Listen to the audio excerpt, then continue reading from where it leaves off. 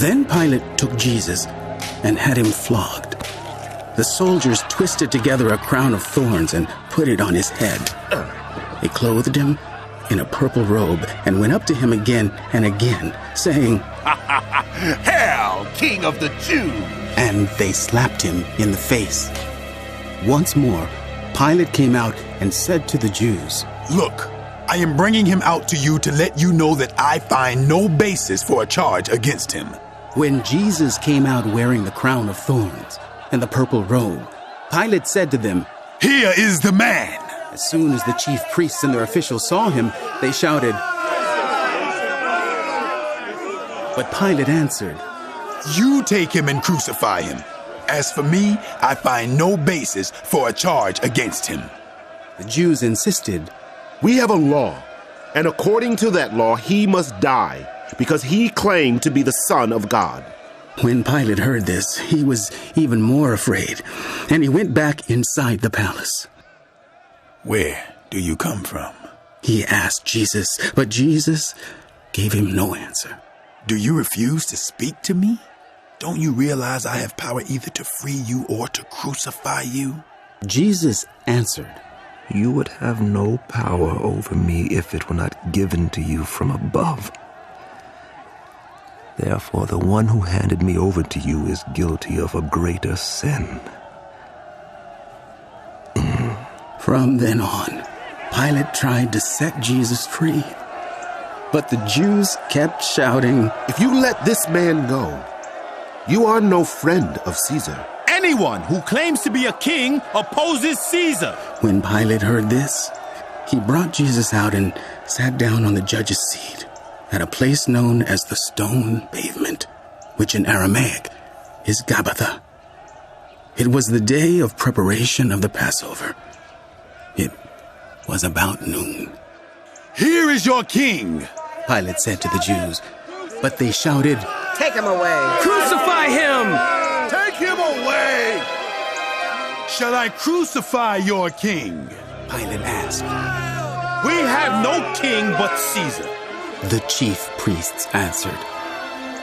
Finally, Pilate handed him over to them to be crucified. So the soldiers took charge of Jesus. Carrying his own cross, he went out to the place of the skull, which in Aramaic is called Golgotha. Here they crucified him, and with two others, one on each side, and Jesus in the middle. Pilate had a notice prepared and fastened to the cross.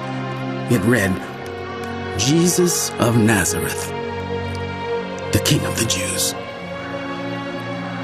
Many of the Jews read this sign, for the place where Jesus was crucified was near the city, and the sign was written in Aramaic, Latin, and Greek. The chief priests of the Jews protested to Pilate.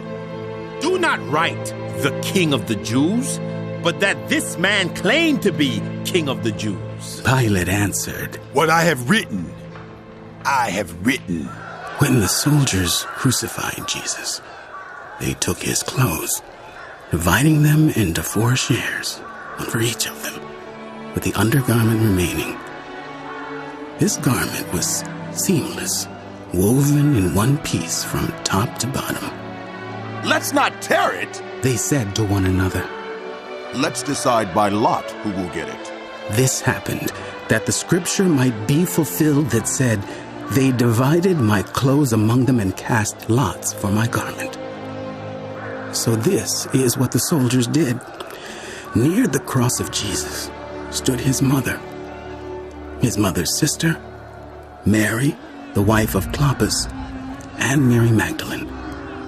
When Jesus saw his mother there, and the disciple whom he loved standing nearby, he said to her, "Woman, here is your son." And to the disciple, "Here is your mother."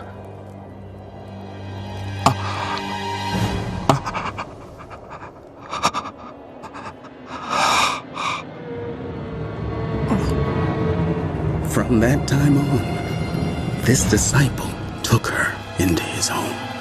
Later, knowing that everything had now been finished, and so that Scripture would be fulfilled, Jesus said, I am thirsty.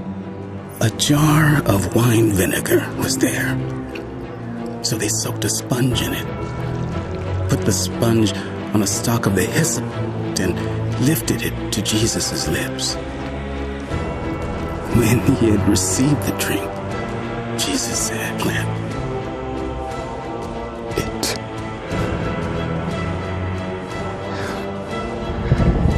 is finished.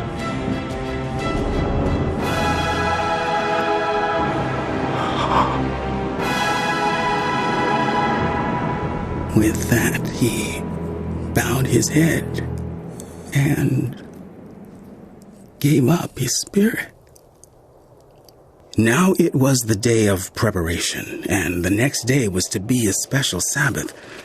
Because the Jewish leaders did not want the bodies left on the crosses during the Sabbath, they asked Pilate to have the legs broken and the bodies taken down.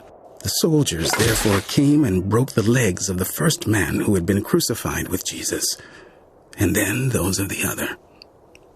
But when they came to Jesus and found that he was already dead, they did not break his legs. Instead, one of the soldiers pierced Jesus' side with a spear, bringing a sudden flow of blood and water. The man who saw it has given testimony, and his testimony is true. He knows that he tells the truth, and he testifies so that you may also believe. These things happened so that the Scripture would be fulfilled. Not one of his bones will be broken. And, as another Scripture says, they will look on the one they have pierced. Later, Joseph of Arimathea asked Pilate for the body of Jesus. Now, Joseph was a disciple of Jesus, but secretly, because he feared the Jewish leaders. With Pilate's permission, he came and took the body away. He was accompanied by Nicodemus, the man who earlier had visited Jesus at night. Nicodemus brought a mixture of myrrh and aloes, about 75 pounds. Taking Jesus' body, the two of them wrapped it with the spices in strips of linen. This was in accordance with Jewish burial customs. At the place where Jesus was crucified, there was a garden, and in the garden a new tomb in which no one had ever been laid. Because it was the Jewish day of preparation, and since the tomb was nearby, they laid Jesus there.